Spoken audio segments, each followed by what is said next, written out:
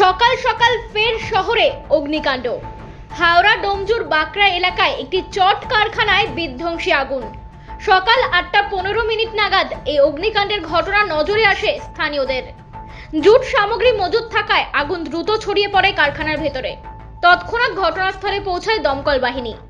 প্রথমে আমাকে বাগড়া ওসি সাহেব ফোন করলেন এই মতো অবস্থায় আলমপুরে, যে স্যার এরকম এই বাগড়ার ঝিলখানাতে একটা জুট মিলে ফায়ার হয়েছে, এই মতো অবস্থা আপনি একটু কাইন্ডলি তাড়াতাড়ি আসুন। এই মতো অবস্থা আমি এসে আমার 3টে গাড়ি দিয়ে আগুনকে কন্ট্রোল করে দিয়েছি।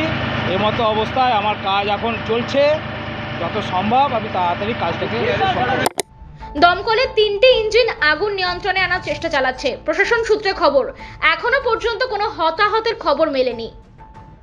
ব্যুরো রিপোর্ট, আর ভেনাম নিউজ।